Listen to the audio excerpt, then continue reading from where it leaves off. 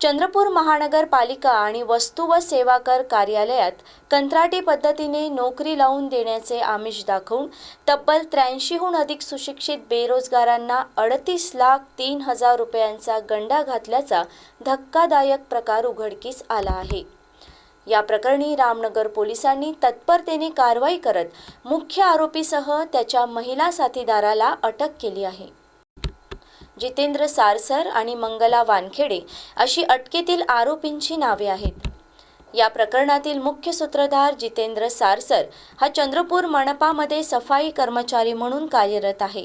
मात्र मी मनपामध्ये मोठ्या पदावर असून माझी वरिष्ठ अधिकाऱ्यांशी ओळख आहे असं बोलून केवळ 2.5 लाख रुपयात मनपा व GST विभागात कंत्राटी नोकरी लावून देतो असे सांगून तो बेरोजगारांना जाळ्यात ओढायचा।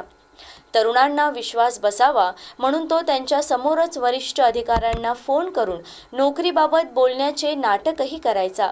या संपूर्ण फसवणुकीत मंगला वानखेडेही त्याला पूर्ण साथ देत होती। पैसे देऊनही महिने उलटून नोकरी न लागल्याने संतापलेल्या व फसवणूक झालेल्या तरुणांनी शेवटी रामनगर पोलीस ठाणे गाठून आपबीती कथन केली।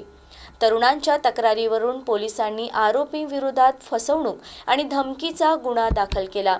पोलीस निरीक्षक प्रभावती एकुरके यांच्या मार्गदर्शनाखाली पथकाने तात्काळ चक्रे फिरवून जितेंद्र सारसर आणि मंगला वानखेडे या दोघांना अटक केली। या रॅकेटमध्ये आणखी कोणाचा हात आहे का याचा पुढील तपास रामनगर पोलीस करीत आहेत।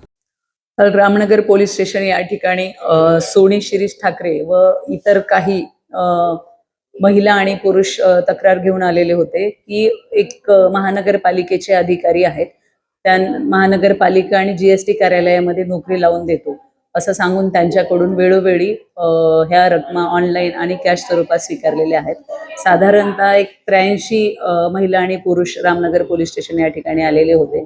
त्यांना विचारणा केल्यानंतर त्यांच्या सांगण्याप्रमाणे यातील जे आरोपी आहेत जितेंद्र सारसर आणि मंगला संभा वानखेडे व त्यांचे इतर साथीदार यांनी सदर महिला आणि पुरुषांना महानगरपालिका आणि GST कार्यालय असं वेगवेगळी कारणं सांगून या ठिकाणी कंत्राटी पद्धतीवर नोकरी लावून देण्याचं टेंडर आम्हाला प्राप्त झालेलं आहे असं सांगून तोतयागिरी करून त्यांच्याकडून वेळोवेळी साधारणतः 30 ते 40 लाखाची रक्कम ही फसवणूक करून घेतलेली आहे।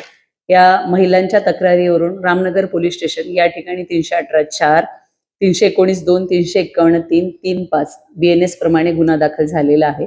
दोन्ही आरोपींना अटक करण्यात आलेली आहे। रामनगर पोलीस पुढील तपास करीत आहे।